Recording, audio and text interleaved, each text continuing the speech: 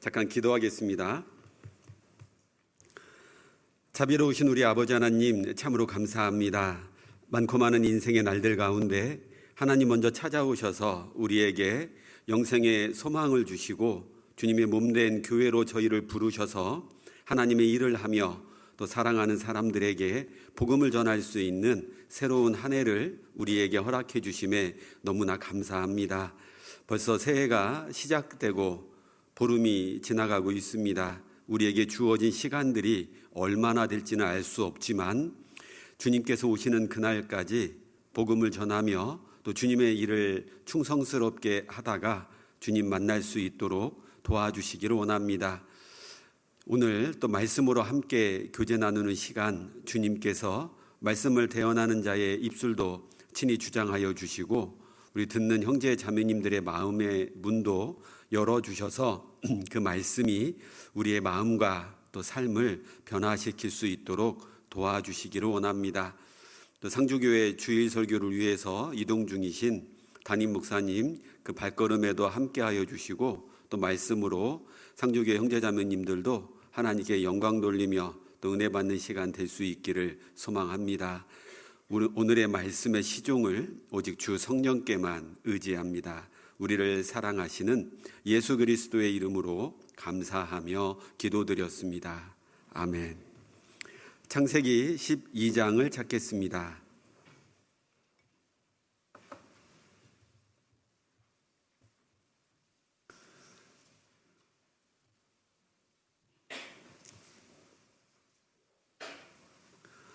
창세기 12장 1절로 4절 말씀입니다. 우리 전도 집회 때도 많이 찾는 말씀이어서 익숙할 것 같습니다. 같이 한번 읽겠습니다. 여호와께서 아브라함에게 이르시되 너는 너의 본토 친척 아비집을 떠나 내가 내게 지시할 땅으로 가라. 내가 너로 큰 민족을 이루고 내게 복을 주어 내 이름을 창대케 하리니 너는 복의 근원이 될지라. 너를 축복하는 자에게는 내가 복을 내리고 너를 저주하는 자에게는 내가 저주하리니 땅의 모든 족속이 너를 인하여 복을 얻을 것이니라 하신지라. 이에 아브람이 여호와의 말씀을 쫓아갔고 롯도 그와 함께 갔으며 아브람이 하란을 떠날 때에 그 나이 75세였더라. 벌써 1월이 절반 이상은 지나가는 시간입니다. 참 바쁘셨죠? 새해가 생각보다 1월이 참 바쁜 달이다 보니까 금방 지나가는 것 같아요. 동계수련회 때 올 한 해 어떻게 보내야 할지 좀 마음속에 생각해 보신 것들이 있으실까요? 동계수련회가 일정이 참 이렇게 빡빡하더라고요. 저도 이제 12월 31일에서 1월 1일로 넘어가는 날 이제 기도 가운데 2025년 어떻게 보내야 될까 그 답을 하나님께 기도하면서 얻고 싶었는데 근데 그때 동계수련회 하면서 그 권역 전도인들끼리 중심교회에서 잠을 잤는데 권역 중심 목사님이 밤샘 교제를 하자고 그래서 교제를 하느라 하나님께 깊이 기도해 볼 수 있는 시간이 없었습니다. 그래서 남은 이제 시간을 쭉 지내면서 올 한 해 어떻게 지낼까라고 생각을 다듬고 있는 중입니다. 아직 음력으로는 새해가 안 됐으니까 음력으로 새해 되기 전에 올 한 해 하나님 앞에 어떤 한 해를 보낼지 또 잘 생각해 보는 시간 되셨으면 좋겠습니다. 자, 2025년을 하나님이 우리에게 허락해 주셨다라는 건 다른 말로 하면 하나님이 우리를 2025년으로 부르셨다라는 뜻이기도 합니다. 자, 사람은 총 3번 하나님께 부름을 받는다라고 하죠. 한 번은 구원받을 때, 또 한 번은 구원받고 신앙생활 하면서 교회 안에서 직분과 사명, 즉 봉사를 하게 될 때, 그리고 마지막으로는 죽을 때 하나님의 부르심을 받는다라고 합니다.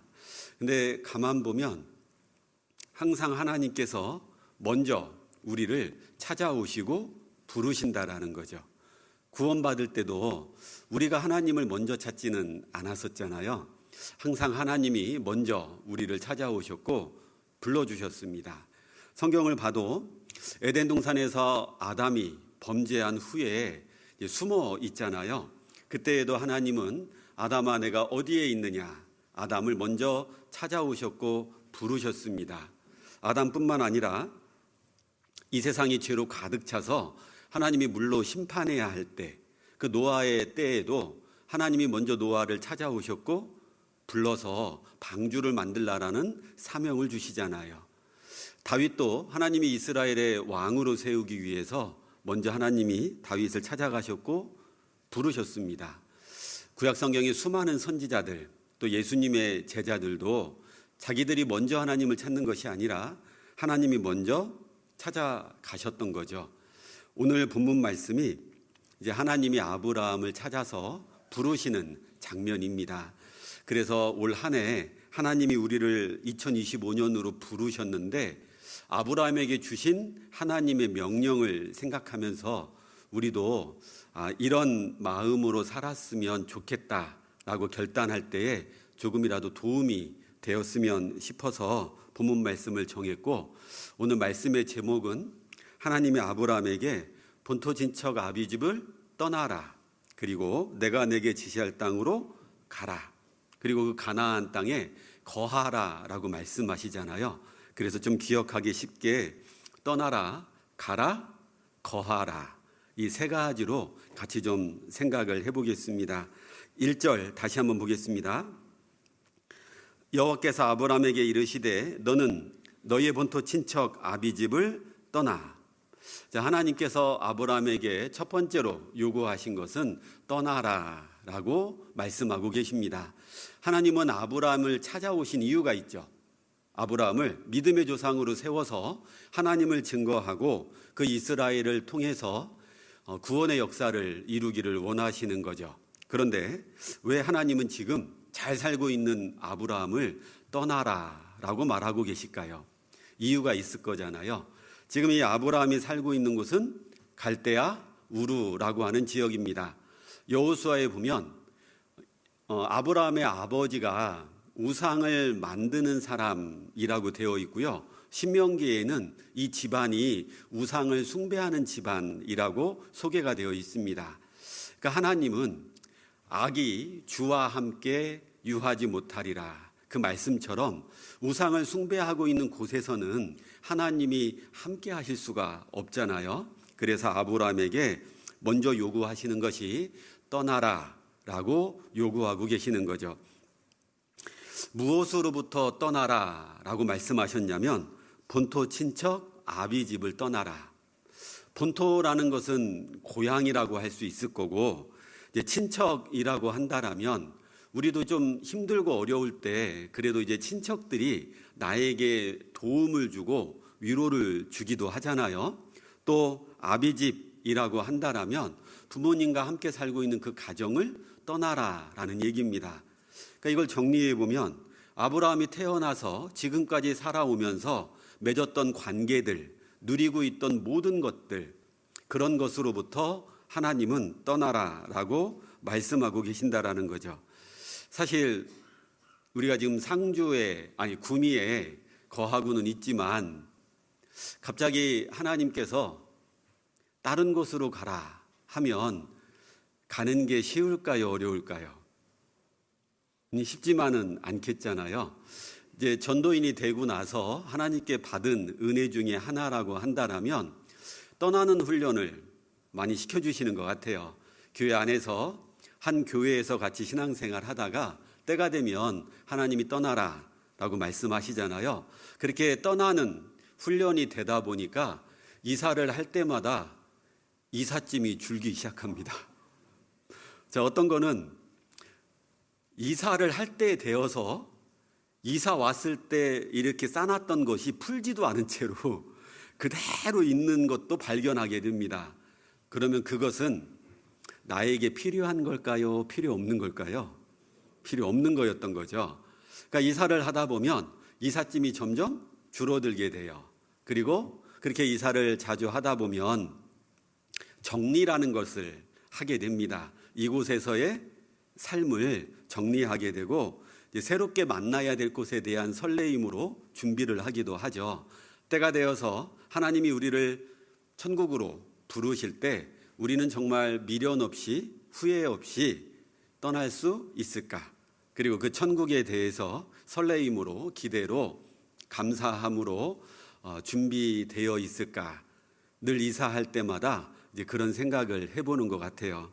이 아브라함에게 하나님은 자기의 모든 삶을 떠나라, 포기하라라고 말씀하신 거죠. 그러니까 하나님 입장에서 보면요, 가나안 땅 주시고 아브라함 너는 모든 걸 포기해라고 말씀하신 거예요. 이 가나안 땅까지 가기 위해서 갈대아 우르를 출발해서 하란을 거쳐서 가나안 땅까지 가게 되는데요. 그 중간에 잠깐 머물렀던 하란부터 가나안 땅까지는 광야입니다. 그 광야에는 강도들도 많고 그리고 사람을 위협하는 짐승이나 해로운 곤충들도 많고 특별히 먹을 거나 이런 것이 많이 있는 것도 아니기 때문에 이 광야를 통과해야 되려면 사실 목숨 걸어야 되거든요. 그러니까 하나님은 아브라함에게 모든 것을 포기하라. 심지어 너의 목숨까지도 대신 주신 것이 뭐였죠? 가나안 땅이었습니다. 자, 이게 이제 신약 성경으로 넘어오면 예수님께서 제자들에게 이렇게 요구하시죠. 여기 붙잡아 두시고 누가복음 14장을 한번 찾겠습니다.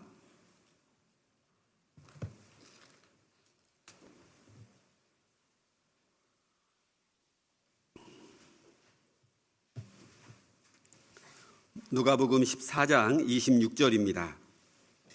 신약성경 120쪽입니다. 120쪽 누가복음 14장 26절입니다. 자, 26절 27절 같이 읽겠습니다. 무릇 내게 오는 자가 자기 부모와 처자와 형제와 자매와 및 자기 목숨까지 미워하지 아니하면 능히 나의 제자가 되지 못하고 누구든지 자기 십자가를 지고 나를 좇지 않는 자도 능히 나의 제자가 되지 못하리라. 자, 26절에 부모와 처자와 형제와 자매와 및 자기 목숨까지 미워해야 된다. 자, 언뜻 들으면 이 말씀 좀 너무한 것 같지 않습니까? 또 하나님을 제대로 모르는 분들 입장에서 보면 야, 이거 하나님 너무한 분이다. 어떻게 가족들을 미워하고 자기 목숨까지 버리라고 요구할 수 있겠냐? 하나님이 가족과 자기 목숨을 함부로 대하라, 이런 의미일까요? 그건 아니겠잖아요. 결단의 순간이 왔을 때 또는 평상시의 삶 속에서 우선순위를 분명히 해야 된다라는 거죠. 어떤 사람은 가족 때문에 또는 자기 목숨 때문에 또는 자기 목숨만큼 중요하게 여기는 돈이나 명예 이런 것 때문에 예수님을 좇는 삶을 포기하는 경우들이 너무나 많기 때문에 그렇습니다. 자, 이렇게 포기하고 나면 우리에게 하나님이 주시는 것이 뭐가 있을까요? 일단 우리는 아브라함에게 하나님이 가나안 땅 주셨던 것처럼 가나안 땅은 천국의 모형이니까 우리는 천국을 일단 하나님께 받은 거잖아요. 근데 이 천국의 가치가 어느 정도일까? 이 세상에 있는 돈을 다 합쳐도 살 수 없는 게 천국이잖아요. 우리는 이렇게 한 달 한 달 살아갈 때마다 이제 카드값 메우고 그러다 보면 사고 싶은 거 사지도 못해서 야, 이번 달 딱 100만 원만 더 있으면 좋겠다.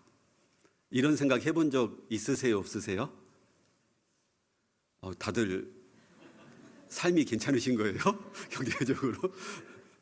아니, 어쩔 때는 야, 이번 달 100만 원만 더 있으면 딱 좋겠는데 이런 생각을 할 때도 있단 말이죠. 우리는 100만 원에도 덜덜 떠는 경우가 많아요. 근데 이 세상에 있는 모든 것을 다 합쳐도 천국을 살 수는 없잖아요. 이 구원을 돈으로 살 수는 없는 거잖아요. 그 천국을 하나님이 일단 우리에게 주셨습니다. 그리고 또 우리에게 이렇게 우선순위에서 하나님을 우선으로 했을 때 우리에게 주시는 것들이 뭐가 있을까요? 그 중에 하나가 마음속에 있는 평안이죠. 우리 사실 살면서 근심 걱정이 없을 수는 없습니다. 그런데 그 근심 걱정이 우리를 완전히 집어삼키지는 않아요.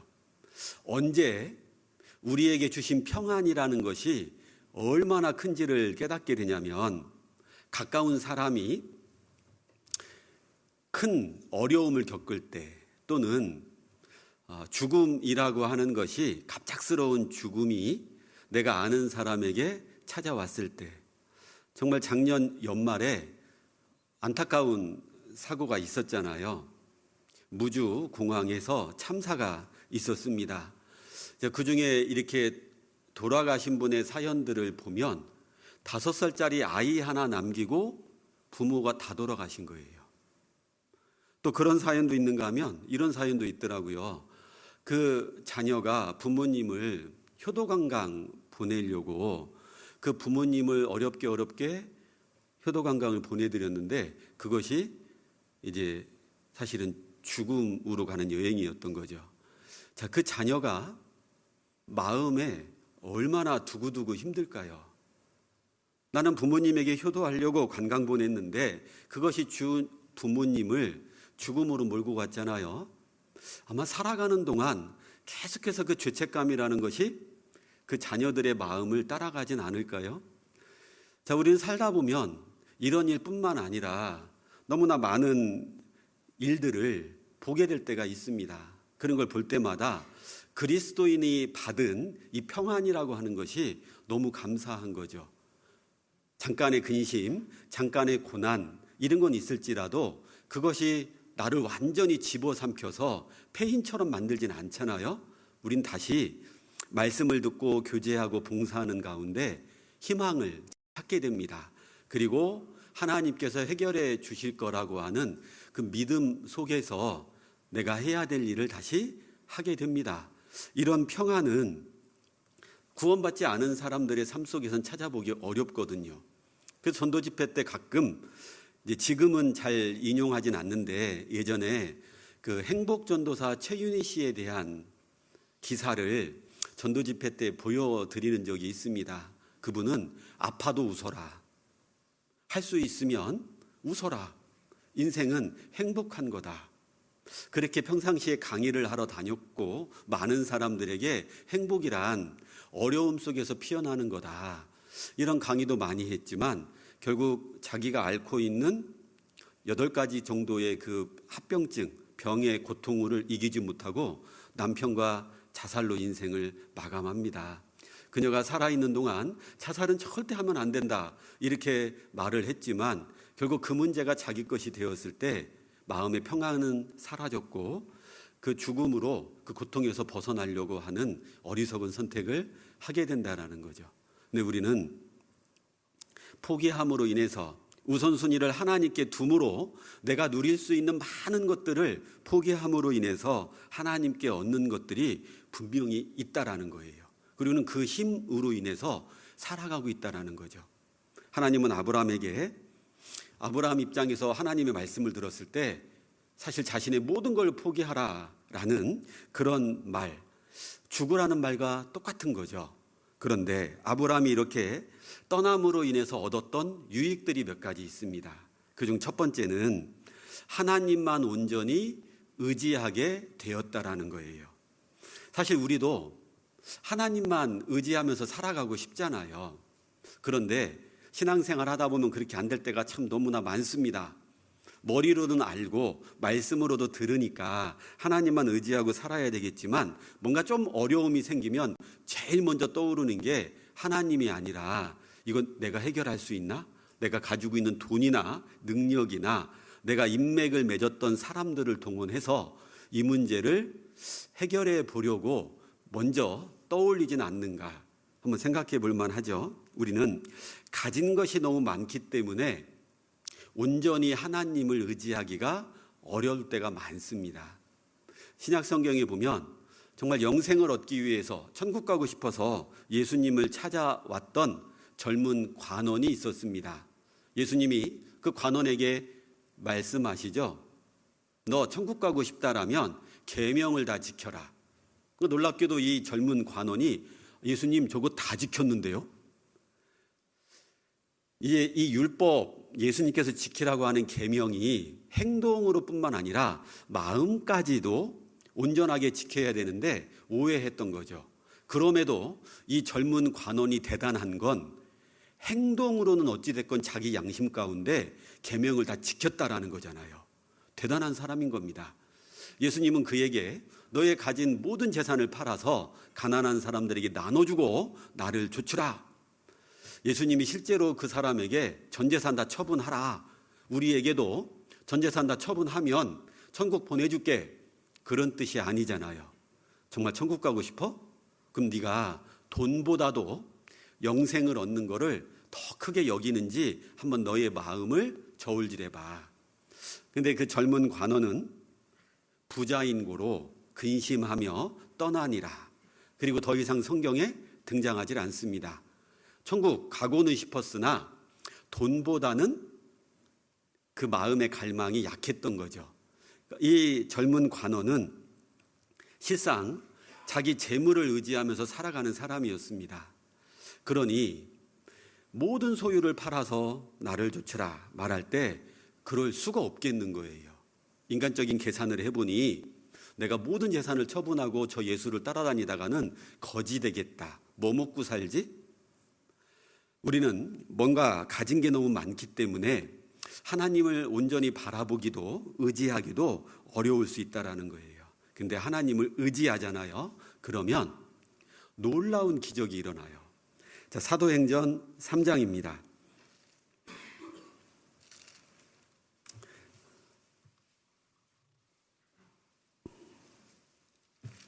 사도행전 3장 6절입니다.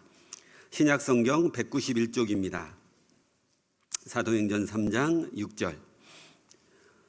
베드로가 가로되 은과금은 내게 없거니와 내게 있는 것으로 내게 주노니, 같이 읽어볼까요? 곧 나사렛 예수 그리스도의 이름으로 걸으라 하고. 자, 베드로와 요한이 기도하는 시간에 성전에 들어갔습니다. 그리고 그 성전 앞에는 다리가 불구여서 걸을 수가 없는 한 거지가 구걸을 하고 있었습니다. 그리고 그 베드로와 요한을 쳐다봤어요. 자, 우리 길을 가는데 누가 이런 눈초리로 나를 쳐다보면은 아무리 감정이 메마른 사람이라도 뭔가 좀 주머니를 뒤져서 도와줘야 되지 않을까요? 게다가 이 당시에는 하나님께서 고아와 과부 그리고 거지, 사회적으로 하층에 있는 약자들에게는 심지어 농사를 열심히 지어놓고도 이삭을 그들을 위해서 남겨두라 할 정도로 하나님은 이렇게 어려운 사람을 도와줘야 된다라고 말씀하고 계시거든요.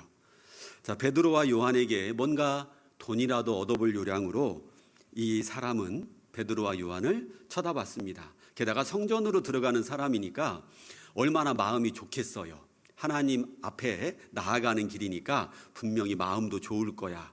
저 사람은 좀 뭔가 나에게 많은 걸 줄지도 모르겠어. 자, 근데 문제가 생겼어요. 베드로가 그러되 은과금은 내게 없거니와. 이 거지가 기대했던 베드로와 요한에게는 뭐가 없었던 거죠? 돈이 없었습니다. 자, 은과금은 내게 없거니와 내게 있는 것으로 내게 주노니 곧 나사렛 예수 그리스도의 이름으로 걸으라. 자, 베드로와 요한은 이 사람에게 무언가를 주고 싶습니다. 그런데 돈이 없네요. 근데 이 사람에게 베드로와 요한은 가장 필요한 걸 줄 수 있었던 거죠. 걸어라. 그 불구였던 다리를 고쳐준 겁니다. 나사렛 예수 그리스도의 이름으로, 하나님의 능력으로요. 가진 게 없으면 하나님을 의지하게 됩니다. 그리고 얼마만큼 간절하게 온전하게 하나님을 의지하느냐에 따라서 그 사람을 통해 하나님은 역사하신다는 거죠. 베드로와 요한을 통해서 하나님은 그 불구자를 걷게 했습니다. 만일 이들에게 돈이 있었다라면 어떻게 할까요? 우리가 베드로와 요한인데 수중에 돈이 있습니다. 이 사람 만났어요. 어떻게 하시겠어요? 돈 별 생각 없이 돈 조금 주고 말 거잖아요. 근데 아무것도 없는 베드로와 요한은 이 사람에게 정말 필요한 걸 주고 싶었고 하나님의 능력을 힘입어서 걷게 합니다. 보통 사람이라면 병원을 찾고 이 안진뱅이의 다리를 잘 고칠 수 있는 우리나라의 최고의 정형외과 의사는 누구일까? 그런 사람 소개해 주는 정도가 베풀 수 있는 최고의 선이라고 할 수도 있겠죠. 그러나 하나님을 의지합니다. 그럴 때 이런 놀라운 기적이 일어난다라는 거죠. 또 우리가 모든 것을 포기함으로, 떠남으로 인해서 얻는 게 있는데, 그 하나는 하나님으로부터 복을 받을 수 있습니다. 다른 말로 하면 은혜를 받을 수 있다는 거죠. 다시 창세기 12장으로 돌아가 볼게요.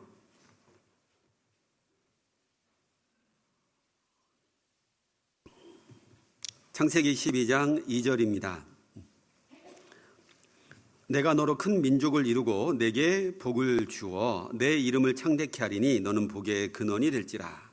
하나님이 아브라함을 불러서 주고 싶은 게 있었는데 그건 복이었습니다. 하나님이 우리를 불러서 주고 싶은 것도 복이었죠. 구원이라는 복, 천국이라는 복, 이걸 주고 싶으셨던 겁니다. 그런데 이 아브라함이 갈대아 우르에 계속 머물러 있으면 하나님이 이 아브라함에게 복을 주실 수가 없거든요. 문제는 아브라함 입장에서는 갈대아 우르를 떠난다라는 것이 자기 목숨을 거는 일과 마찬가지이기 때문에 결코 작은 문제가 아니었다라는 거예요. 자, 하나님은 우리에게 복을 주시기 전에요, 우리를 이 아브라함에게 하셨던 것처럼 벼랑 끝으로 몰아가실 때가 있다라는 거예요. 우리는 벼랑 끝에 서보면 두렵습니다. 무섭습니다. 그런데도 하나님은 그런 벼랑 끝으로 우리를 몰아가실 때가 있어요. 복을 주시기 전에. 그리고 그 벼랑 끝에 서봐야지만 결국 나에게는 날개가 있다라는 사실을 깨닫게 돼요. 우리 안에 이 믿음이라는 것이 별거 아닌 것 같지만 이 믿음이란 날개는 어마어마한 역할을 하게 돼요. 근데 벼랑 끝에 몰려봐야지만 그 믿음이라고 하는 날개가 비로소 자기 역할을 하게 된다는 거예요.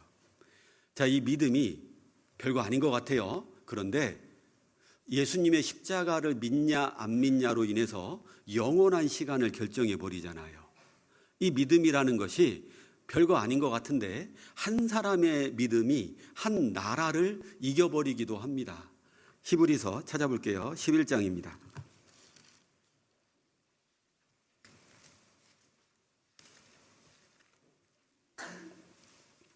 히브리서 11장 33절입니다.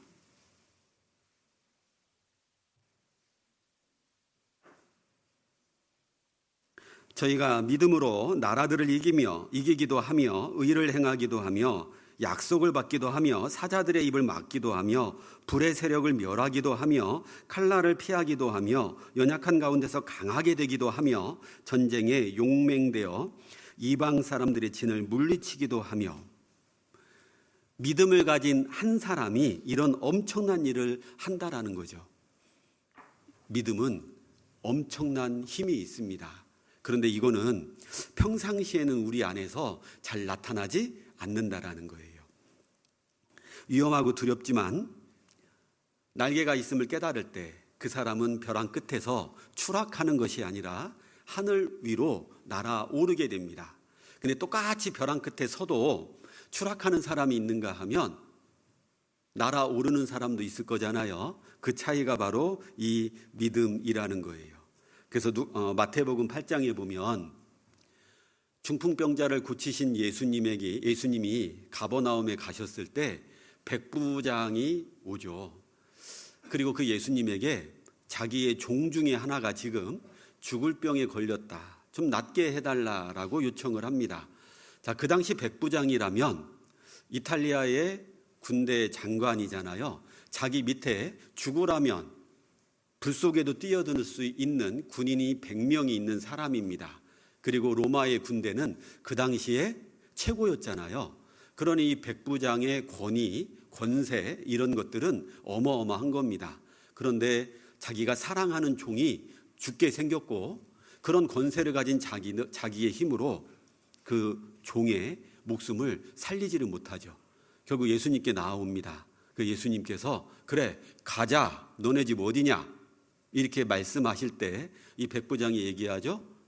저도 사람을 부리는 사람입니다. 제가 이리로 가라 하면 사람들이 이리 가고 저리 가라 하면 저리 갑니다. 당신께서 우리 집에 오지 않고 말씀만으로도 나아라 얘기하면 얼마든지 나을 거라는 거 저는 믿습니다. 그때 예수님이 이 가나안 땅에서 이만한 믿음을 내가 본 적이 없다. 가라, 내 믿음대로 될지어다. 그 유명한 말씀을 해주시잖아요. 그 믿음이 이런 놀라운 힘을 가지고 있다라는 거죠. 그래서 하나님은 복을 부어줬던 믿음의 선진들의 삶을 벼랑 끝으로 몰아가시는 것이 많다라는 거예요.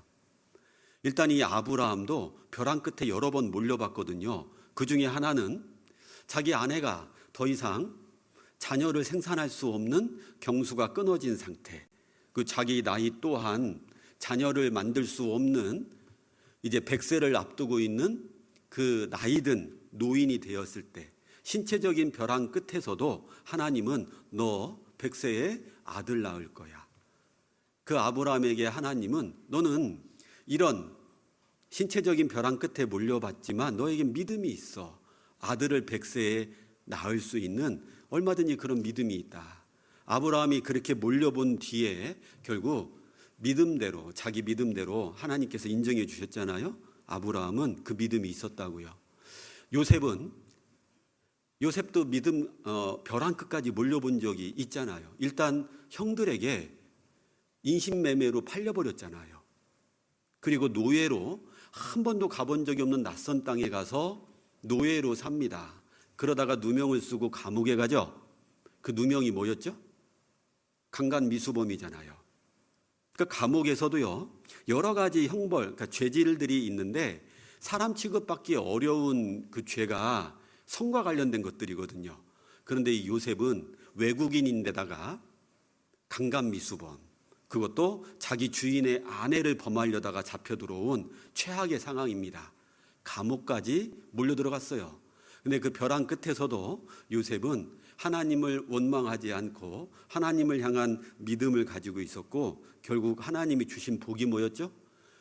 노예로 살았던 시간들, 감옥에서 보냈던 그런 모든 시간과 만났던 사람들을 통해서 총리가 되어 애굽을 다스릴 때 이 모세는 감옥에서 정치범들을 상대하면서 애굽의 정치를 미리 맛볼 수 있었고, 노예로 살면서 밑바닥 인생을 사는 사람들에게 무엇이 필요한지도 알 수 있었고, 그리고 그 보디발이 아내 말만 듣고 자기가 누명 쓴 거 알면서도 감옥에 넣는 그런 모습을 보면서 사람이 얼마나 허망한 존재인지도 알게 됐고요. 벼랑 끝에 몰려봤을 때 요셉은 하나님으로부터 받는 복이 분명하게 있었던 거죠. 그러니 우리도 신앙생활 할 때 하나님이 편안하고 그리고 쉬운 그러한 길만 우리한테 허락하시지는 않는다라는 거예요. 사실 우리도 흔히 하는 말 중에 등 따시고 배부르면 뭐 하고 싶죠? 그냥 자고 싶잖아요. 일어나서 움직이고 싶지 않습니다. 편안하고 쉬운 그런 상황에 놓여 있으면 그건 내 신앙의 독이거든요. 그래서 지금 내가 머물고 있는 곳이 편안하냐, 쉽냐 좀 생각해 보라는 거죠. 내 직장 생활이 편안하고 쉽습니다. 어쩌면 내가 전쟁을 하지 않아서 그런 거 아닐까요? 스스로 벼랑 끝에 몰리기 싫어서 안전한 곳만 찾고 있는 건 아닐까요? 저를 전도하신 집사님이 같은 회사 직장 동료였어요.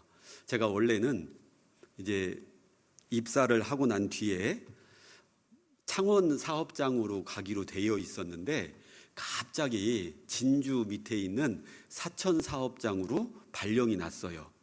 그것도 그 사천 사업장은 비행기를 만드는 곳인데 제 전공은 비행기랑 전혀 상관이 없습니다. 근데 그곳으로 발령이 난 거예요. 그것도 연구원으로.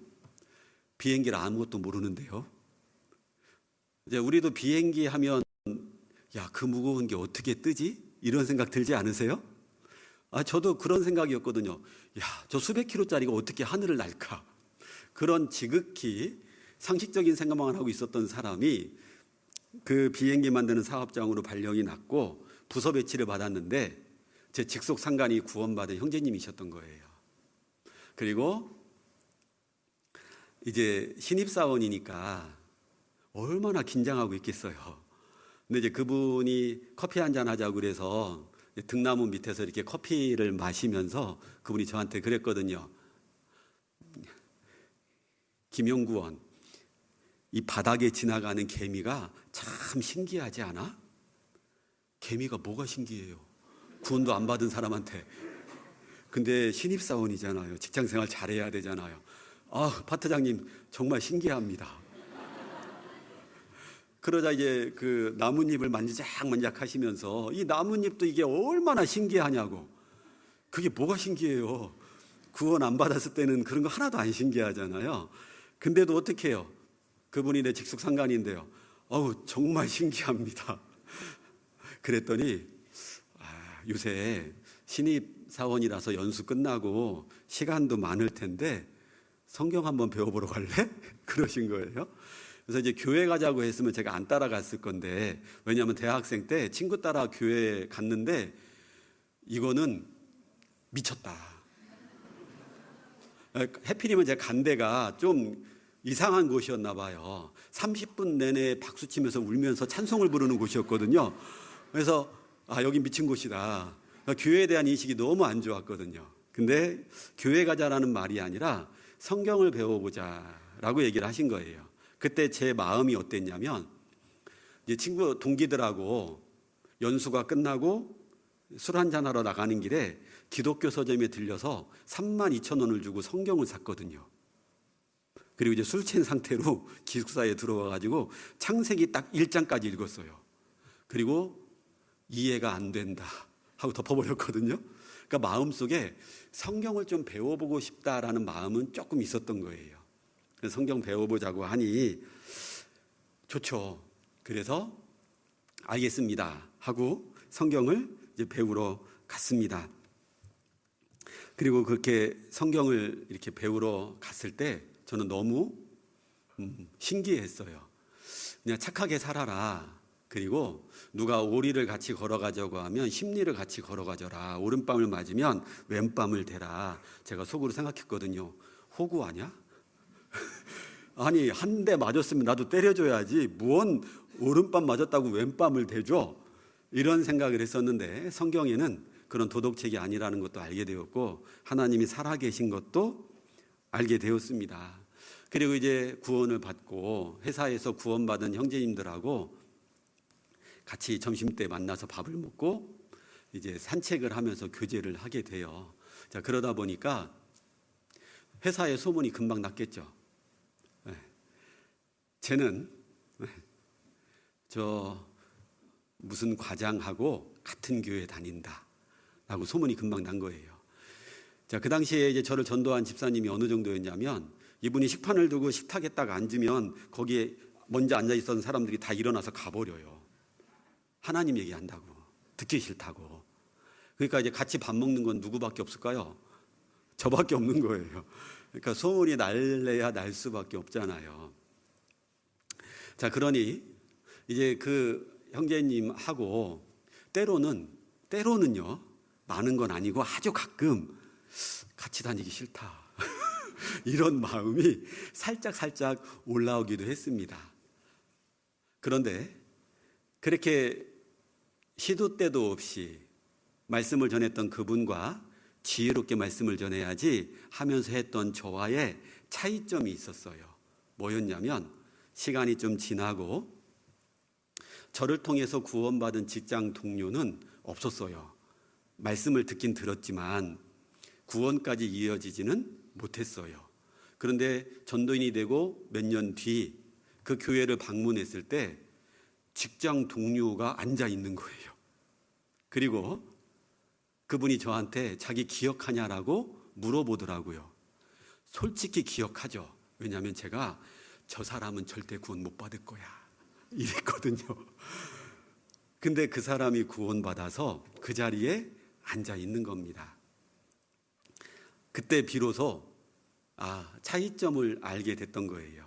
나는 편하고 쉬운 길을 선택했던 거였던 거죠. 전도할 만한 사람에게만 말씀을 전했고 착한 사람에게만, 나한테 뭐라 말 안 할 사람에게만 전도했던 거고요.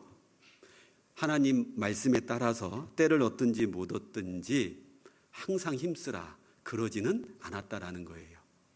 밥을 먹을 때 그 앞에 앉아 있는 사람에게 하나님의 말씀을 전하기보다는 회사 얘기, 다른 자녀 얘기, 속으로는 지혜롭게 해야 된다 이런 핑계로 그 사람에게 정작 전해야 될 말씀을 못 전했고 결국 회사 생활 10년 했는데요.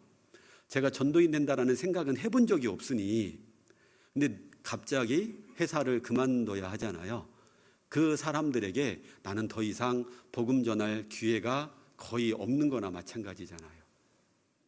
그리고 또 한참 시간이 지나서 전도 집회를 하러 갔습니다. 그런데 거기에 또 회사 동료라기 하기보다는 상사분이 와 계셨어요. 근데 이분은 자부심이 엄청 강한 사람이었거든요. 자기가 그 어려운 그 옛날에 미국까지 건너가서 박사학위까지 받은, 그것도 항공 분야의 박사학위를 받으려면 보통 노력하게 해서 된 게 아니거든요. 자부심이 아주 강한 사람이었어요. 근데 그 사람이 말씀 들으러 와 있는 거예요. 누가 전도해서요? 저를 전도한 그분을 통해서요. 근데 제가 기억하거든요. 그 상사분이 저를 전도한 집사님 욕하는 거 난 기억하거든요. 저 예수쟁이. 그런데 누구를 통해서 구원의 역사가 일어났던 거죠? 어렵고 힘든 길을 선택했던 분을 통해서요. 반면 쉬운 길, 편안한 길을 선택했던 사람을 통해서는 구원의 역사가 일어나지 않았던 거예요. 한번 생각해 보세요. 이스라엘 백성들이 그냥 노예로 살면서 애굽에 눌러 앉아버렸다라고 생각을 해보죠. 그러면 그들은 그냥 애굽에서 다 죽는 거예요. 힘들지만 하나님이 모세를 통해서 떠날 수 있는 기회를 주셨고 그때 떠나려고 하니까 최소한 절반의 가능성은 생기는 거잖아요. 아브라함이 그냥 갈대아 우르에 눌러 앉습니다. 난 이곳이 너무 살기 편해요. 우리 집은 부자이고 여기에 나의 친척들과 나의 삶의 기반이 다 있고 나는 여기 안 떠날래요. 그러면 그저 나이 많아 늙어 죽은 부자 노인밖에 안 되는 거죠. 그런데 그 편안하고 쉬운 길을 떠났어요. 어려운 길을 선택했어요.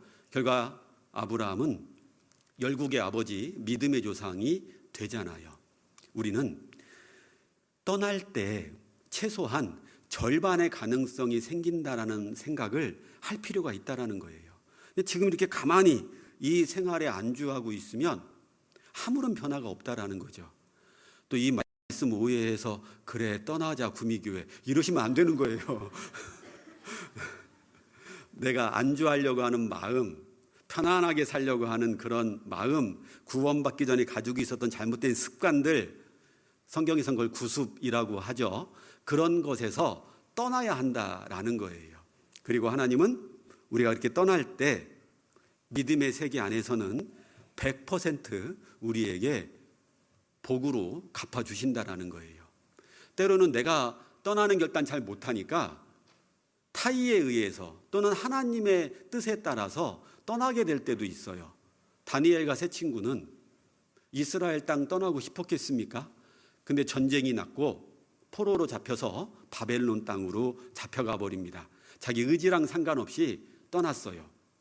하나님이 아닌 우상을 숭배하고 있고 그러면서도 여전히 우리 하나님 잘 섬기고 있어요. 이렇게 위선적인 믿음 생활을 하고 있던 이스라엘 땅을 떠나서 바벨론 땅에 딱 갔습니다.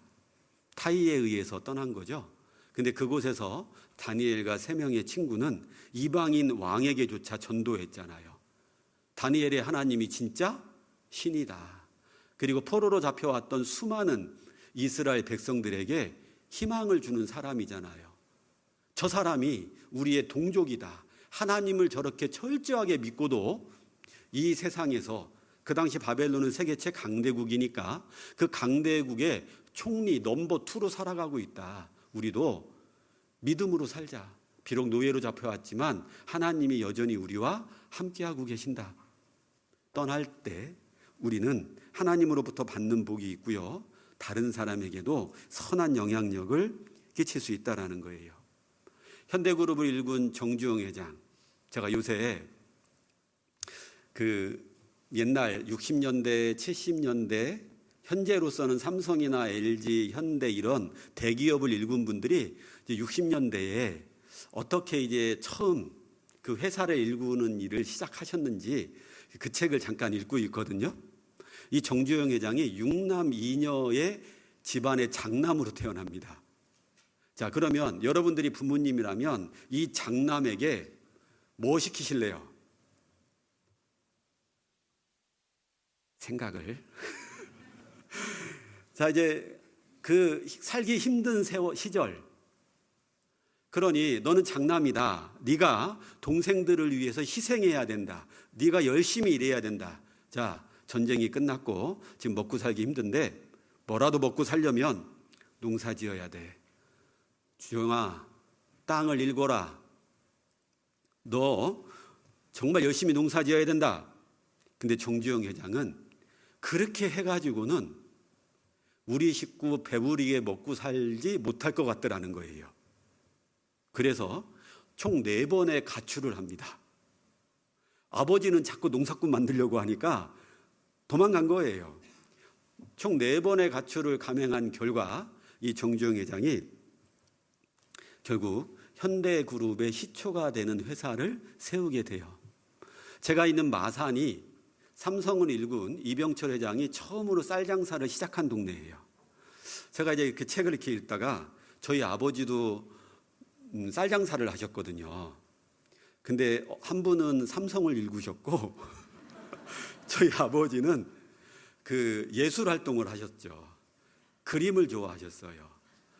고돌이 다리 떠 있고 우산을 들고 있고 이런 걸 좋아하셔가지고 그 당시에 이렇게 돈 많이 벌 수 있었는데 이제 힘들게 살았죠.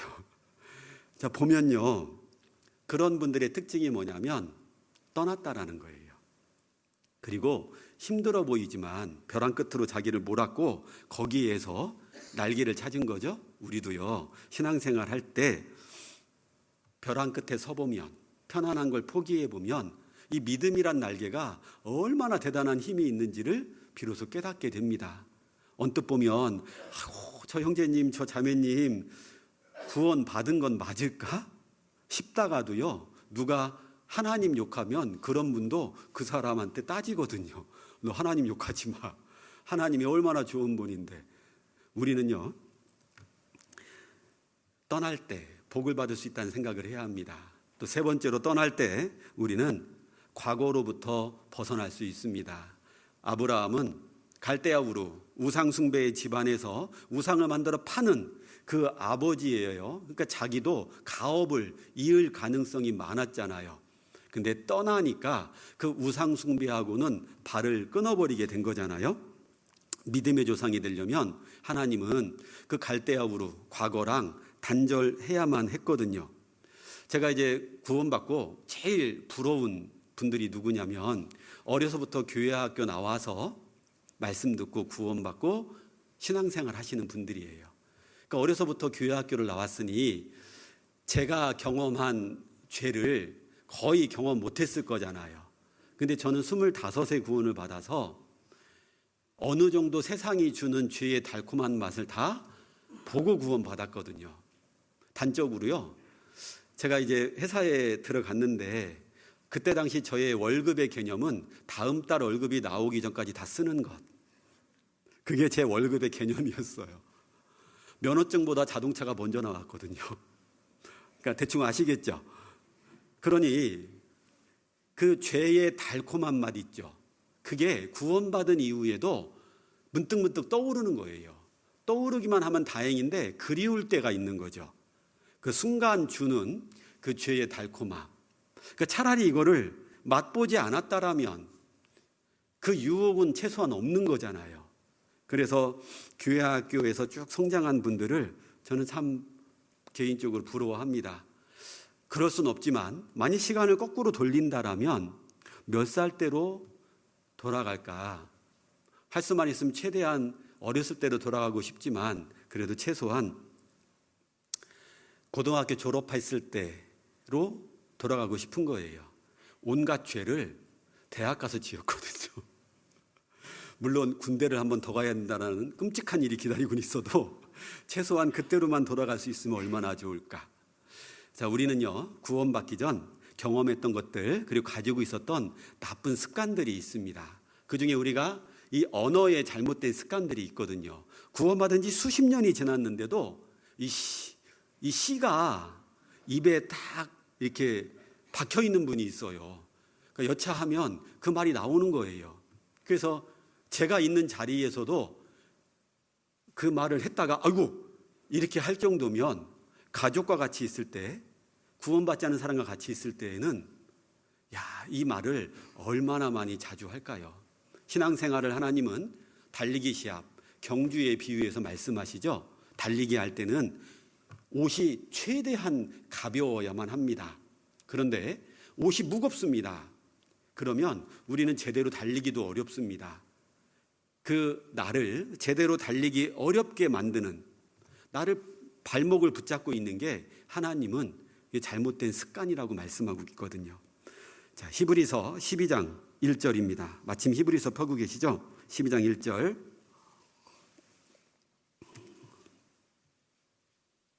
이러므로 우리에게 구름같이 둘러싼 허다한 증인들이 있으니 모든 무거운 것과 얽매이기 쉬운 죄를 벗어버리고 인내로써 우리 앞에 당한 경주를 경주하며. 자, 달리기 시합해야 되겠는데 무거운 것 짊어지고 달릴 수는 없잖아요. 이 무거운 것은 내가 가지고 있는 도덕적인 죄입니다. 구원받았어도 이 죄를 짓는 게 좀 있잖아요. 특히 도덕적인 죄들. 그리고 얽매이기 쉬운 죄, 얽매이기 쉬운 거예요. 그러니까 까닥 내가 잘못하면 여기에 바로 얽혀버린다라는 거예요. 습관이거든요. 오랜 시간 나와 혼연일체가 되어 있어가지고 내가 좀만 방심하면은 순식간에 나를, 이 습관은 붙들어 매버립니다. 그래서 이 잘못된 습관, 이것이 신앙생활이라는 달리기 경주를 못하게 막는 거예요. 우리는 여기서 벗어나야만 합니다. 근데 떠날 때 우리는 이런 잘못된 습관으로부터 벗어날 수 있다는 거죠. 그래서 에베소서 4장 22절에 보면 구습을 쫓는 옛사람을 벗어버려라. 사람을 벗어버려라. 우리 벗는다라는 말은 옷 벗는다라는 말을 하잖아요. 우리가 내 몸과 일체가 되게끔 생각하는 옷이 뭐가 있죠? 속옷이죠. 이건 다른 사람에게 보여주기가 부끄럽습니다. 나의 잘못된 습관도 그래요. 내 몸과 일체가 돼 있어요. 다른 사람에게 이거를 보여주기가 좀 부끄럽습니다. 그런데 나는 그 잘못된 습관을 계속 가지고 있잖아요. 하나님은 벗어버리래요. 자, 벗는다는 얘기는 새 옷을 입는다라는 말이 포함되어 있는 거죠. 좋은 습관을 이제 좀 가지라는 거죠. 그게 신앙의 열매라고도 말할 수 있는 거예요. 자, 떠나라. 이제 두 번째, 가라입니다. 창세기 12장으로 다시 돌아가 볼게요.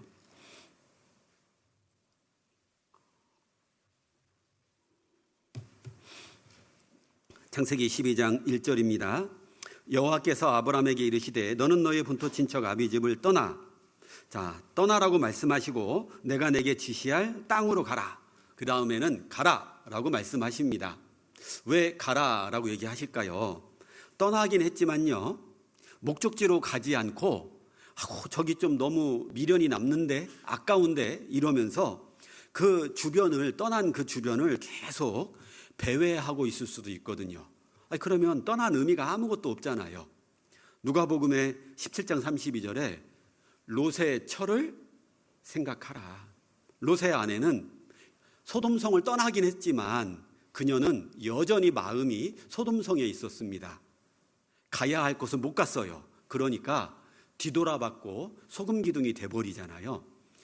그래서 우리는 하나님의 뜻을 잘 모르면 잘못된 곳으로 갈 수도 있기 때문에 떠나긴 잘 떠나놓고요, 하나님의 뜻을 찾는 게 좀 필요해요. 어떻게 해야지 하나님의 뜻을 찾을까요? 첫째는 말씀이죠. 말씀 속에서 우리는 하나님이 나에게 알려주시는 길을 발견합니다. 또 하나는 기도죠.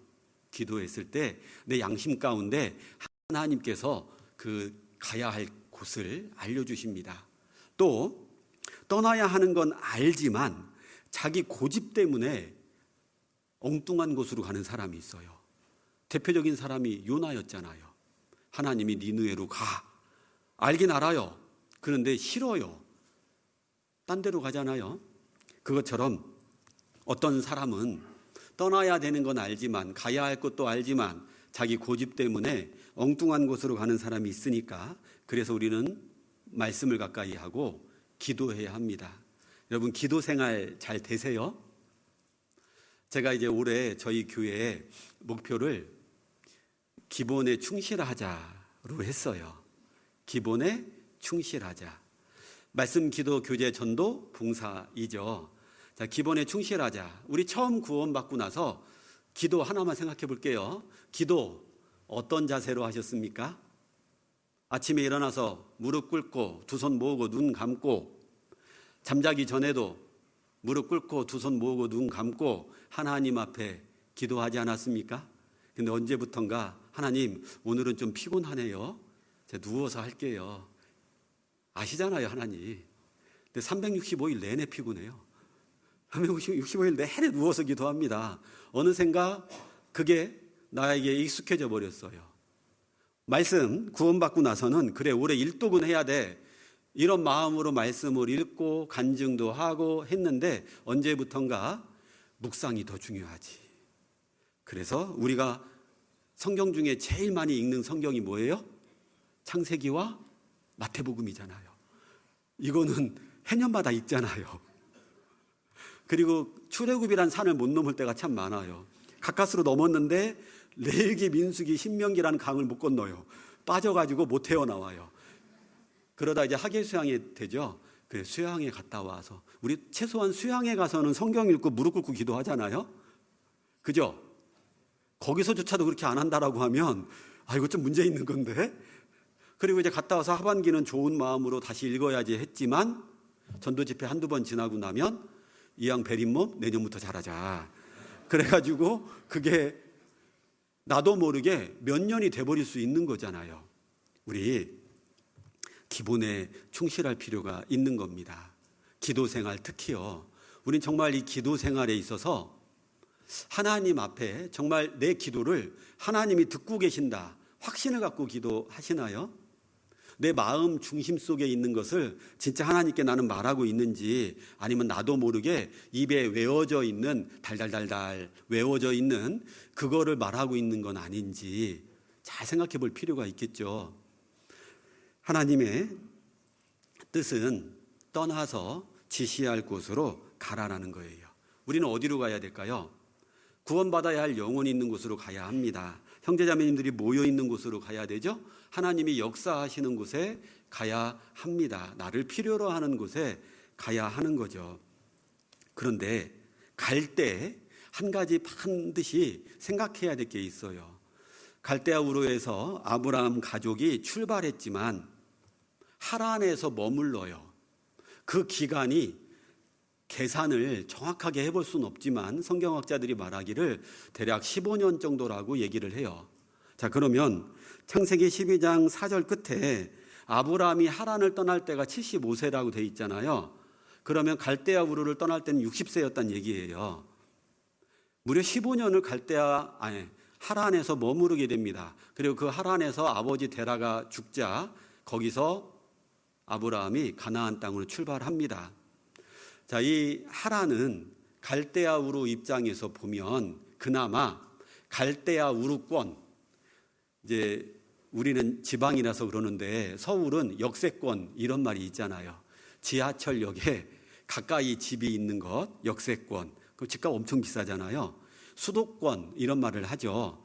서울 사는 사람들이 그래도 서울이라고 어느 정도 수도권이라고 인정해 주는 그런 범위라는 게 있죠. 갈대아 우르도 이 하란까지가 어느 정도 도시 문명이 꽃을 피운 좀 살만한 그런 지역이었던 거예요. 그러니까 이 아버지 데라가 아브라함과 그 가족들이 이끌고 떠났다가 여기를 이제 벗어나면 광야 시작이거든요. 너무 고생길이 뻔히 보이는 거죠. 우리 여기 좀 쉬자, 하란에서. 근데 그 시간이 무려 15년이 돼버린 거예요. 그리고 아버지가 죽자 비로소 아브라함은 가나안을 향해서 가잖아요. 자, 우리가 떠나는 거 잘 떠났고 하나님이 지시할 땅으로 잘 가는 길에 반드시라고 할 정도로 하란이라는 게 있다라는 게 문제라는 거예요. 내 발목을 붙잡는 그 하란이 반드시 있어요. 근데 그 하란에서 내가 발목 딱 잡혀버리면 힘들다라는 거예요. 그래서 하란 건너가면 광야라서 힘들 게 예상이 됩니다. 그래 해도 가야 된다라는 생각을 해야 된다라는 거예요. 구원받고 그동안 가졌던 그 인간적인 관계들이 있죠. 인정. 어떤 분은 이 인정을 끊지 못해서 신앙생활을 계속 구원의 연수는 늘어나는데 신앙생활이 계속 구원받은 1년 차에서 다람쥐 쳇바퀴 돌듯이 계속 그렇게 거기에 멈춰 있는 분들도 있잖아요. 힘들지만, 그리고 그게 예상되지만 각오를 해야 되는 거죠. 하란, 나에게 하란은 무엇일까? 세상에서 성공하고 싶은 어떤 욕심이나 하고 싶은 일이나 인정이나 그 무엇이 됐든 나에게 하란은 있다라는 거예요. 근데 아브라함이 아버지 데라가 죽고 나서야 가나안으로 출발했던 것처럼 내가 계속해서 그거 붙잡고 있으면, 발목 잡혀 있으면 하나님이 나에게 징계를 주실 거라는 거예요. 아브라함에게는 아버지 데라가 죽는, 그래서 어렵더라도 하나님이 주신 믿음의 길은 가야 된다라는 거죠. 그걸 조금 쉽게 해보는 방법이 뭐냐면, 최종 목적지가 하란이 아니라 가나안 땅이라는 것을 끊임없이 상기하는 거예요. 그러면 잠깐 쉴 수 있죠. 잠깐 머무를 수는 있겠죠. 그렇지만 나의 최종 목적지는 여기가 아니야. 가나안이야. 다시 일어나는데 좀 도움이 돼요. 제가 이제 여러분들이 보시기에 운동 좋아할 것 같아요? 안 좋아할 것 같아요? 질문자의 의도를 잘 파악하셔야 되겠죠. 좋아합니다. 보는 걸. 이제 제가 운동을 실제로 좋아하긴 했는데 예전에 이제 그 운동을 하다가 아킬레스건이 파열됐어요. 그래서 이제 운동하는 것을 잘 이제 못합니다. 그래서 이제 보는 걸 좋아합니다. 그리고 이제 제가 한 번도 안 빼먹고 매일 하는 운동이 있어요. 숨쉬기 운동. 이 정도만 하고 살았었는데 어느 날 달리기를 하고 싶은 거예요. 달리기를. 제가 살면서 이거 꼭 하고 싶다 이런 게 그렇게 많지 않았는데 달리기를 하고 싶은 마음이 막 올라오는 거예요. 그래서 이제 하프 마라톤 뛰어보는 게 제 이제 목표입니다. 그러려면 일단 1km 뛰고도 헉헉대는 저의 저질 체력을 끌어올려야 되잖아요. 2km, 3km, 5km, 10km 그래야지만 이제 하프까지 가겠죠. 자, 근데 이 마라톤에는 페이스메이커라는 사람이 있어요. 이 마라톤에 출전한 사람들 중에 5km 뛰겠다는 사람, 10km 뛰겠다는 사람, 하프 뛰겠다는 사람, 풀코스 뛰겠다는 사람들이 있거든요. 근데 그거를 도와주는 사람들이 있어요. 뭐냐면 깃발을 딱 꽂아놓고 5km라고 써 있는 게 있어요. 그럼 그 사람은 5km 뛸 목적인 사람이 자기와 같이 발맞춰서 뛰면 5km까지 완주할 수 있게 페이스를 조절해 주는 거예요. 10km라는 깃발을 꽂고 있는 사람은 그 사람하고 같은 속도로 뛰기만 하면 10km를 완주할 수 있도록 도와주는 역할을 한다라는 거예요. 자, 그러니 이 마라톤이라고 하는 힘든 운동에서 페이스메이커는 너무너무 중요합니다. 자, 우리에게 그 페이스메이커가 되어주시는 분이 하나님이라는 거예요. 만일 저보고 너 처음부터 하프 뛰어 이러면 저 할 수 있을까요? 없을까요? 없어요. 못합니다. 그러니까 1km부터 조금씩 뛰게 하잖아요. 하나님이 처음부터 아브라함에게 대단한 믿음을 요구하시는 게 아니었잖아요. 그 아브라함에게 처음부터 네가 100세에 얻은 아들, 그 소중한 아들 이삭을 바쳐라. 처음부터 아브라함에게 그런 믿음을 요구한 게 아니었잖아요. 아브라함한테 갈대아우로 떠나. 그런데도 그 정도도 못하니까 이런 복 줄게. 마치 애들한테 사탕 줄게 해가지고 꼬셔내는 것처럼 하나님이 복을 주시겠다 약속하면서 아브라함을 갈대아우로 해서 떠나게 하시잖아요. 이 아브라함은 아들 주시겠다라는 약속도 온전히 못 붙잡아가지고 중간에 하갈을 아내로 맞아들이는 인간적인 방법도 동원했잖아요. 하나님은 조금씩 그 아브라함의 믿음을 키워가지고 계셨죠. 아브라함아, 그 하갈의 소생은 내가 약속한 너의 아들이 아니란다. 결국 100세 아들을 얻게 되는 그 엄청난 믿음까지 하나님은 계속해서 끌고 가십니다. 근데 그게 다가 아니었죠. 그 아브라함에게 100세에 얻은 아들, 그 소중한 아들 이삭을 바치라고 합니다. 하나님이 처음부터 아브라함에게 이런 믿음을 요구하셨다라면 우리는 하나님 저 안 할래요. 저 떠나기 싫어요. 그냥 여기서 편안히 쉬다가 죽을래요. 이럴 수도 있지 않겠습니까? 자, 우리에게도 하나님은 우리의 믿음을 성장시켜 간다라는 거예요. 어린아이였을 때는 어린아이의 만큼, 장성했을 때는 장성했을 만큼. 우리가 이제 옛날에는 지금이야 내비게이션이 있지만 옛날에 방향을 잡고 길을 찾을 때 나침판이라는 걸 이용했습니다. 혹시 나침판 보신 적 있으세요? 저도 이제 이걸 한번 이렇게 군대에 있을 때 독도법을 배우면서 이제 정해진 곳에 도착해야 되는, 그래서 이제 이 나침판 그다음에 지도 가지고 이제 방향을 잡고 이렇게 가야 되는데 그 나침판의 그 북극을 가리키는 그 N극 바늘 있잖아요. 빨간 거. 얘가 방향을 알려주지, 나침판을 계속 보면은요, 내가 조금씩 움직일 때마다 이 바늘이 계속 움직입니다.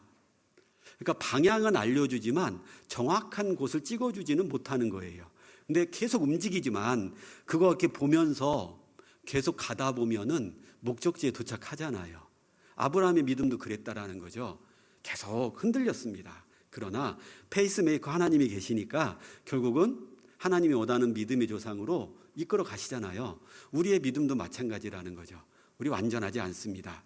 우리의 믿음도 약하고 끊임없이 흔들리기도 하고 그렇지만 중요한 건요, 하나님이 가라 하는 곳으로 계속 가다 보면 결국 가나안 땅은 나온다라는 거죠. 자, 창세기 12장 5절입니다. 아브라함이 그 아내 사레와 조카 롯과 하란에서 모은 모든 소유와 얻은 사람들을 이끌고 가나안 땅으로 가려고 떠나서 마침내 가나안 땅에 들어갔더라. 하나님이 가나안 땅을 약속하신 이유는 거기에 아브라함이 큰 민족을 이루고 살으라는 거죠. 거하라라는 겁니다. 아브라함의 최종 목적지였던 가나안 땅. 자, 그런데 중요한 것은요, 이 땅이 빈 땅이 아니었다라는 거예요. 6절, 아브라함이 그 땅을 통과하여 세겜 땅 모래 상수리의 나무에 이르니 그때에 가나안 사람이 그 땅에 거하였더라. 그 원주민들이 이미 있었던 거죠. 가나안 사람들이 살고 있었던 겁니다. 자, 우리가 구원받고 이제 과거를 좀 벗어나서 우리가 거해야 할 곳은 딱 하나로 정리하면 교회잖아요. 두세 사람이 내 이름으로 모인 곳에 나도 그들 중에 함께 하겠다. 내 안에 거하라. 요한복음 15장 3절에 말씀해 주실 때 그럼 예수님 계신 곳이 어딜까?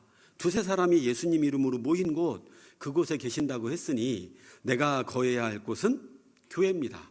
구원받은 사람들과 함께 해야만 합니다. 자, 그런데 이 가나안 땅에 이미 살고 있던 원주민들이 있었던 것처럼 교회에 딱 들어왔는데 처음에는 먼저 구원받은 사람이 다 천사 같지만 좀 지나다 보니 천사만 있는 건 아니었잖아요. 그리고 내가 살아오면서 생각했던 것, 내가 쓰는 말투, 행동 이런 거하고 영 안 맞는, 내 생각에는 어떻게 저런 말투를 하지? 왜 저런 단어를 써? 왜 저런 행동을 하지? 이런 형제자매님들도 교회 안에 있든가요, 없든가요? 대답 잘하세요. 네, 인정하고 싶진 않지만 그런 분들이 있잖아요. 그리고 또 어떨 때는 다투기도 합니다. 근데 이제 다투는 이유가 다 하나님의 일을 하다 보니까 다투기도 해요. 제가 한 번은 교회학교 교사로 있을 때 어떻게 하면 이제 학부모, 교사, 학생들하고 좀 공감대, 유대를 좀 형성할 수 있을까 해서 한 달에 한 번씩 이렇게 이제 신앙적으로 좀 이렇게 유익한 영화를 주일에 오후에 같이 이렇게 보고 그 영화를 보고 같이 이제 교제하는 시간을 만들기로 했어요. 그래서 이제 주일날 아침에 그 바쁜데 비디오방에 들려서 이제 그 비디오를 빌립니다. 근데 이제 점심 먹고 그날 비디오를 틀어야 되는데 방송실에서 형제님이 안 틀어주겠다는 거예요. 그래서 지금 좌석에는 부모님이랑 다 와서 앉아 계신데 형제님 왜 안 틀어줍니까? 뭐라고 할게요? 사전에 자기랑 교제를 안 했기 때문에. 그래서 안 틀어주겠다는 거예요. 그래서 속에서요 막 그치만 다 이미 와서 앉아있고 이러는데 거기서 그럴 수는 없잖아요. 그래서 어찌됐건 간에 어떻게 해서 틀었어요. 근데 20분쯤 지나니까 지지직 거리는 거예요. 2분 지나니까 또 지지직 거려요. 테이프가 씹혔던 거예요. 자, 그러니까 가뜩이나 이 방송실 형제님하고 한바탕 해가지고 기분도 안 좋은데 테이프까지 문제네요. 제 마음이 어땠을 것 같아요? 내가 앞으로 저 형제랑 상종을 하나 봐라. 그런 마음을 가졌습니다. 그리고 실제로 내가 최대한 방송실하고 안 부딪힌다. 그리고 내가 방송장비 만진다. 이런 생각을 했어요. 그러다가 어느 날 봉사회 모임을 하는데 청년회 때였는데 제가 그때 봉사회도 참석하고 있었거든요. 어떤 날은 어머니에도 가 있더라고요, 제가. 아무튼 봉사회를 갔는데 이제 그때 이렇게 이제 식사도 이제 모임을 할 때 하잖아요. 근데 이제 회사가 늦게 끝나서 좀 늦게 갔어요. 근데 이제 그때 딱 간증을 그 봉사회 형제님이 간증을 하고 있었어요. 이제 그분이 이런 간증을 했습니다. 자기는 중학교도 못 나왔다고. 그래서 이제 하는 일이 막노동 하는 일 하다가 전기 만지는 일 하다가 지금 이제 집 짓고 있는 일을 하고 있다는 거예요. 세상에서 보면 중학교도 못 나왔고 하는 일도 이러니까 자기를 다 무시하고 깔보지만 자기가 천국 갔을 때 하나님 앞에서는 최고 하나님 앞에 칭찬받는 사람이 되고 싶대요. 그래서 그런 마음으로 하다 보니까 어쩔 때는 다른 형제님, 다른 자매님들한테 상처를 줄 때도 많이 있더라는 거예요. 그런 간증을 쭉 하시니까 제가 그 간증을 듣는 순간 마음이 풀렸어요. 그래서 저 형제님한테 먼저 미안하다고 얘기해야 되겠다. 그렇게 이제 마음 먹고 있는데 이제 모임이 끝났고 늦게 온 사람들을 위해서 자매님이 이제 상을 이렇게 주셨어요. 제가 사과해야지 했는데 먹는 거에 눈이 돌아서 배고프고 이래가지고 먼저 먹었어요. 근데 그 형제님이 와가지고 저보다 나이도 더 많은 봉사회인데 저한테 그때 정말 미안했다고, 내가 괜히 그 자격지심이 생겼는지 자존심을 피웠다고, 형제가 구원받은 지도 얼마 안 됐는데 봉사를 금방 엄청 빨리 하고 그리고 막 이제 컴퓨터도 잘 알고 이러니까 자기는 컴퓨터도 잘 모르는데 방송이 컴퓨터랑 연결되잖아요. 그러니까 그 마음속에 자기도 모르게 불편한 마음이 생겼나 보다고, 미안하다고. 제가 계속 밥을 먹을 수 있어요, 없어요? 못 먹잖아요. 형제님 정말 나이 어린 제가 죄송합니다. 먼저 방송실에 협조 구하고 교제했어야 되는데 제 할 것만 생각을 했다고. 그리고 그러고 나서도 형제님한테 사과 못해 정말 미안하다고. 이제 그렇게 얘기하고 이제 그 형제님하고 이제 어떤 관계가 됐을까요?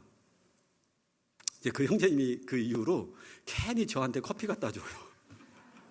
괜히 집에서 농사진 거 있으면 뭐 하나 이렇게 갖다 주고 그럽니다. 우리가 신앙생활 하다가 교회 안에 거할 때 보면 때로는 다툴 때도 있어요. 하나님의 일을 하다가요. 또 어떤 경우에는 질서상 나의 말을 좀 들어야 되는데 밑에서 반란을 일으킬 때가 있는 느낌이 올 때가 있거든요. 나는 그거 인정 못합니다. 난 내가 배운 거는 그게 아닙니다. 이러면서 정면 반대를 할 때도 있잖아요. 그런 거 보면 우리도 이 생각을 해야 된다는 거죠. 하나님이 약속의 땅을 주셨지만 그 땅이 빈 땅이 아니라 가나안 사람들이 있다라는 거예요. 교회 안에도 나와 맞지 않는 사람들이 얼마든지 있다라는 거예요. 그럼 그럴 때 우리는 어떻게 해야 되냐라는 거예요.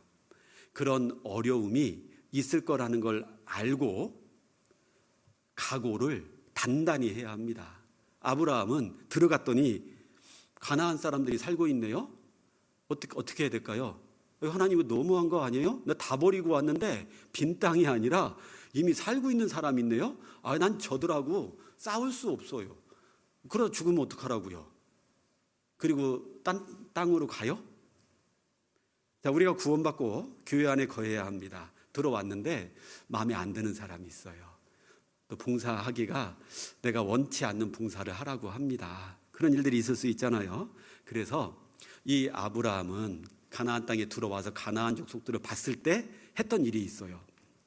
7절 여호와께서 아브라함에게 나타나 가라사대 내가 이 땅을 내 자손에게 주리라 하신지라 그가 자기에게 나타나신 여호와를 위하여 그곳에 단을 쌓고 거기서 베델 동편 산으로 옮겨 장막을 치니.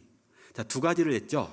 단을 쌓아서 하나님께 제사를 드렸고 장막을 쳤습니다. 장막을 친다는 얘기는 나 여기 눌러 앉겠다 이런 뜻이잖아요. 가나안 사람이 있든 없든 이곳은 약속의 땅이니까 하나님이 이 땅을 주셨으니까 먼저 살고 있는 사람이 누구든지 간에 이 땅은 우리 땅이야. 장막을 친 거예요. 결코 떠나지 않겠다라는 각오를 했다라는 거예요. 또 하나는 하나님께 단을 쌓아서 제사를 드렸잖아요. 그러니 이제 이 땅에서 하나님의 영광을 위해서 살아가겠습니다. 그러니까 우리도 교회 안에서 어려움이 있고 힘든 일이 있어도요, 장막 치라는 거예요. 나는 구미교회를 절대 안 떠날 것이다. 근데 떠날 때가 있어요. 언제요? 하나님이 마지막으로 세 번째 부르실 때 와라 천국으로. 그 전까지는 난 절대 안 떠나겠습니다.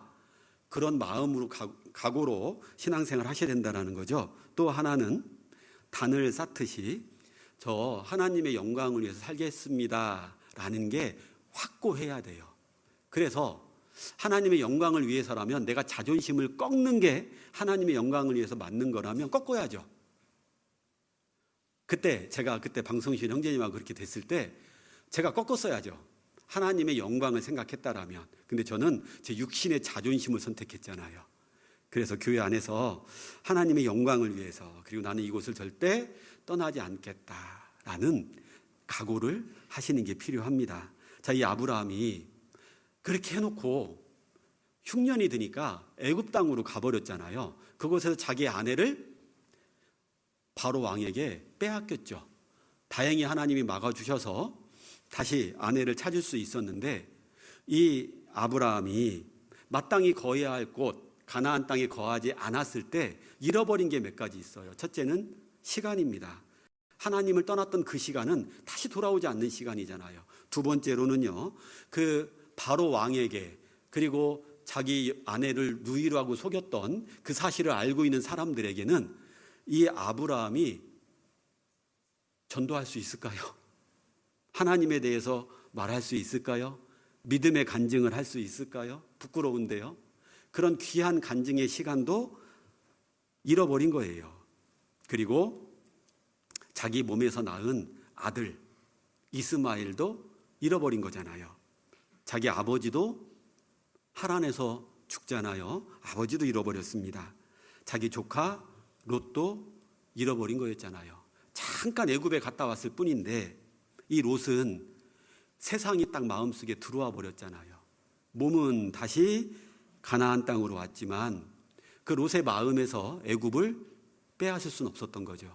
결국 소돔성으로 가게 되잖아요. 그래서 우리가 하나님의 약속이 있는 곳, 하나님이 거한다라고 약속하신 그 교회 안에 거하는 게 필요하다라는 거예요. 근데 그냥 교회만 나오는 게 중요한 게 아니잖아요. 그거는 그냥 교회 다니는 거죠. 그것이 아니라 우리는 이 교회를 잘 가꾸어야 합니다. 잠언 24장입니다.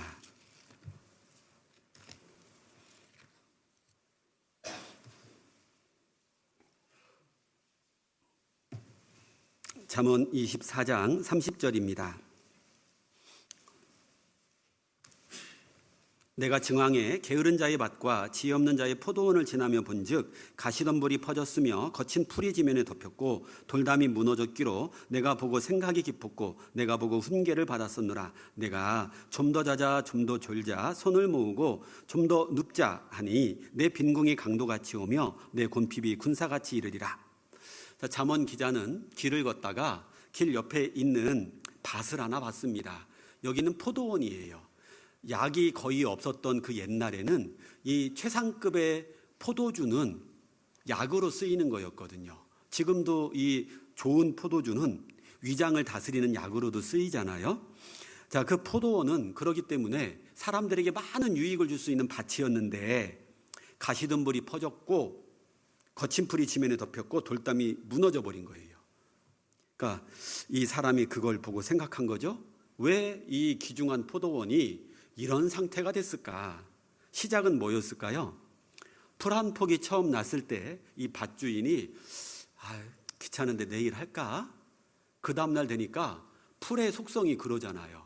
하루만 놔둬도 쫙 퍼지잖아요. 너무 많이 퍼지니까 손을 댈 엄두가 안 나는 거죠.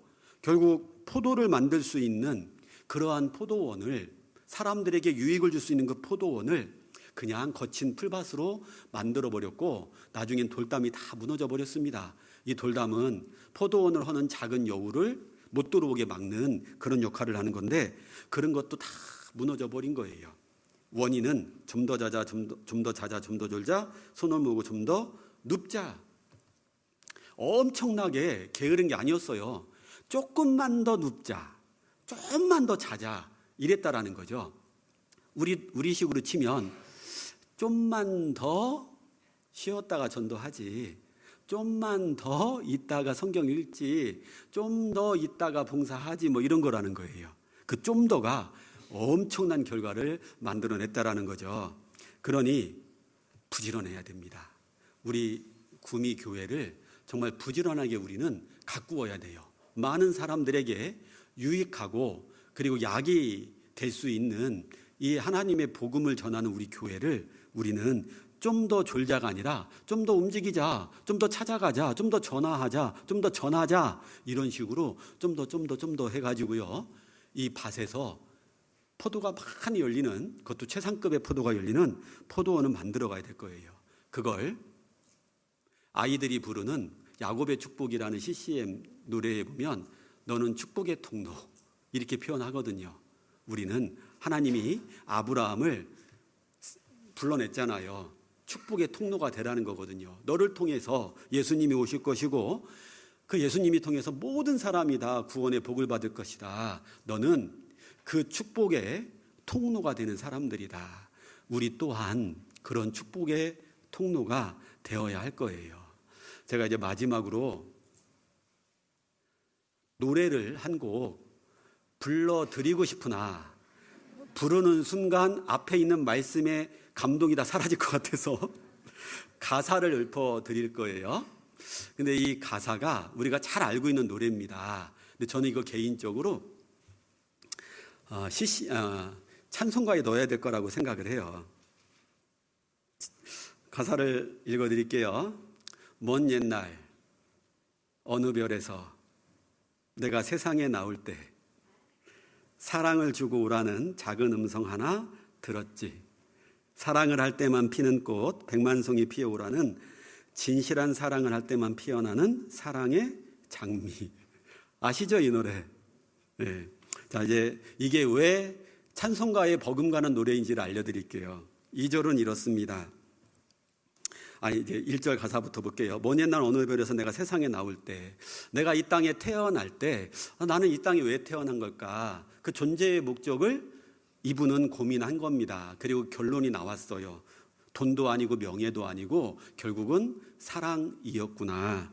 자, 그런데 그 사랑은 진실한 사랑을 할 때만 피어난다라는 거예요. 그래서 이분이 이제 고민을 합니다. 살아보니 수십 년 살아보니까 다 고운 것도 거짓되고 돈도 명예도 권력도 다 거짓되더라는 거죠. 사랑이 결국 내가 이 세상에 온 거였구나.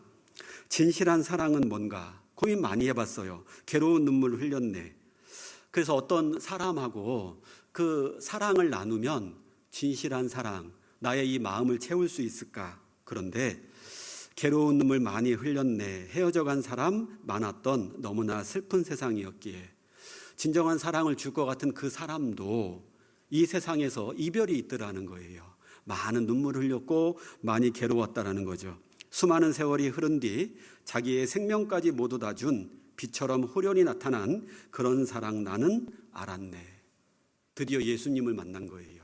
자기 목숨까지 다해서 준 그 예수님의 사랑을 알고 나니까 이젠 모두 떠날지라도 자기에게 그전까지는 만족과 기쁨과 행복을 줄 것 같았던, 사랑을 줄 것 같았던 그런 사람들이 다 떠날지라도 그러나 사랑은 계속될 거야. 나는 그 예수님께 받은 사랑은 계속 전할 거야. 별에서 나를 찾아온 그토록 기다린 인연인데 그대와 나 함께라면 더욱더 많은 꽃을 피우고 하나가 된 우리는 영원한 저별로 돌아가리라.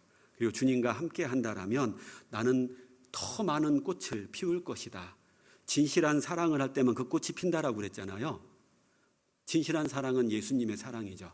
더 많은 사람들에게 예수님과 함께 하면서 이 복음을 전하다가 그 별로 다시 돌아가겠다. 자, 우리 후렴구는 너무나 유명해서 잘 알죠. 미워하는 마음 없이 아낌없이 사랑을 주기만 할 때 백만송이 꽃은 피고 그립고 아름다운 내 별나라로 갈 수 있다네. 나중에 한번 찾아서 들어보세요. 이 노래가 새롭게 들릴 거예요. 미워하는 마음 없이, 우리 살다 보면 참 미운 마음 많이 생기는 것 같아요. 미워하는 마음 없이 아낌없이 사랑을 주기만 할 때. 그래서 우리는 축복의 통로가 돼야 되는 사람들입니다. 백만송이 장미의 이 노래의 가사를 잘 생각해 보세요. 사실 원래 이 노래는 리트비아라고 하는 나라의 민요예요. 그 나라 사람들이 섬기는 신을 찬양하는 노래입니다. 근데 심수봉 씨가 예수님의 사랑을 알고 이거를 하나님을 찬양하는 노래로 바꿔버린 거예요. 나의 지나온 삶이 우상에 매여서 죄 가운데 살던 삶이었다라면 우리도 우리의 삶을 하나님을 찬양하는 걸로 좀 바꿔야 되지 않을까요? 그래서 이 백만송이 장미 거의 설명 들어보니까 거의 찬송가죠. 네, 한번 꼭 가사를 음미하면서 들어보시면 좋겠어요. 자, 기도하고 마치겠습니다. 자비로우신 우리 아버지 하나님 참으로 감사합니다. 하나님이 우리를 얼마나 사랑하시는지 십자가에서 확증해 주시고 그 다음에 교회 가운데 우리를 두셔서 주님의 일을 하며 살아갈 수 있도록 해주신 것도 너무나 감사합니다. 새롭게 허락해 주신 2025년을 주님의 자녀로 더 많은 사람들에게 우리가 축복의 통로가 될 수 있도록 하나님 도와주시옵소서. 마땅히 떠날 것에서 떠나고 가야 할 곳에 가며 거해야 할 곳에 거하는 삶으로 우리의 신앙이, 우리의 믿음이 더 많은 사람들에게 선한 영향을 줄 수 있기를 원합니다. 또 명절이 지나고 계획되어 있는 은장회, 숙박 집회, 대전도 집회, 교구 연합 집회 그 모든 가운데 주님께서 함께해 주시기를 간구합니다. 우리를 사랑하시는 예수 그리스도의 이름으로 감사하며 기도드렸습니다. 아멘.